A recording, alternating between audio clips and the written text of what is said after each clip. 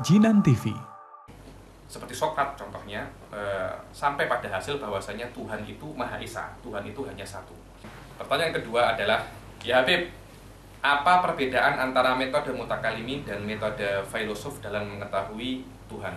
Sebenarnya perbedaan antara keduanya bukan dalam hasil dari apa yang mereka capai, karena banyak sekali filosof seperti Aristoteles atau seperti Sokrat, Aflatun juga mereka sampai kepada sebuah conclusion, sebuah natijah, sebuah hasil. Seperti Sokrat contohnya, sampai pada hasil bahwasanya Tuhan itu Maha Esa, Tuhan itu hanya satu. Akan tetapi walaupun hasilnya sama seperti hasilnya orang Islam, mereka tidak dikatakan sebagai mutakalimin, akan tetapi mereka dikatakan sebagai filosof. Kenapa? Karena perbedaan antara filosof dan mutakalimin adalah ada di dalam metode dalam pengambilan hukum tersebut. Ketika metode pengambilan hukum itu didasarkan dengan kitab wa sunnah, dengan dhawabit wal qawaid al asasiyah fi syariah, ketika itu dia dikatakan mutakalimin.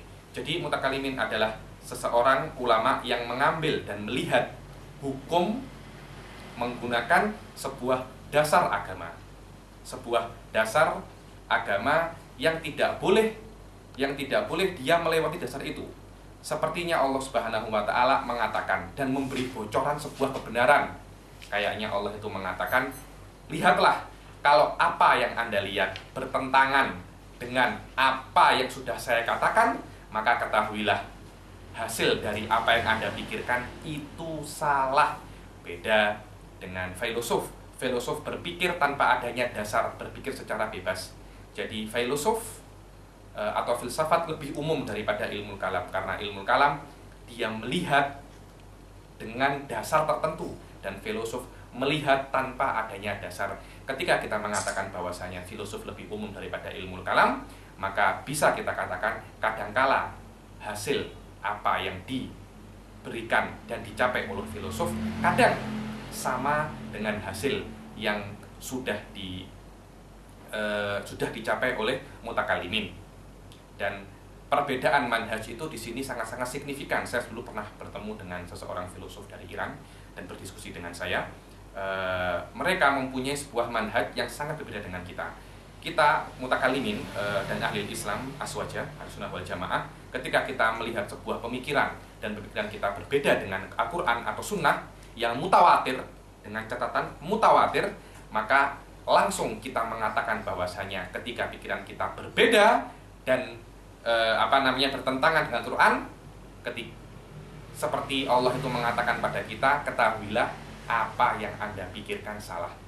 Maka ulangilah pikiran Anda dari awal, ulangilah pembahasan kalian dari awal sampai pembahasan kalian dan dalil kalian sepakat dengan Al-Quran. Akan tetapi filosof ketika melihat apa yang dia bahas, apa yang dia capai bertentangan dengan Al-Quran, menggunakan beberapa cara untuk mentakwilkan Al-Quran sampai sepakat dengan apa yang dia capai. Lihat, orang Islam menggunakan Al-Quran dan kitab wa sunnah dan Daruriyatuddin sebagai pondasi dan dasar pemikirannya. Jika ada pemikirannya bertentangan, maka kita mentakwilkan pemikiran kita sampai sepakat dengan pondasi itu. Akan tetapi filosof ketika melihat ada yang berbeda antara Al-Quran dan pemikirannya, mereka berusaha untuk mentakwilkan Al-Quran sampai sepakat dengan pemikiran mereka. Begitulah yang dinamakan al-filosoful ilahi seperti Ibn Sina dan Ibn Rushd mengatakan bahwasanya Al-Quran wajib ditakwilkan ketika bertentangan dengan qawaid asasiyah fi fannil falsafah, karena itu mentakwilkan apa yang namanya malaikat itu dengan ukul, mentakwilkan dengan hal-hal yang lain sampai sepakat dengan ukulul asyrah atau aflak seperti yang dikatakan dalam teori Aristoteles. Walaupun, saya ulangi lagi, walaupun hasil dari filosof itu sama dengan hasil Islam, tidak dikatakan filosof itu mutakalim, karena yang membedakan antara filosof dan mutakalim adalah metode sampai kepada hasil, bukan hasil itu sendiri, karena hasil tanpa adanya metode adalah omong kosong.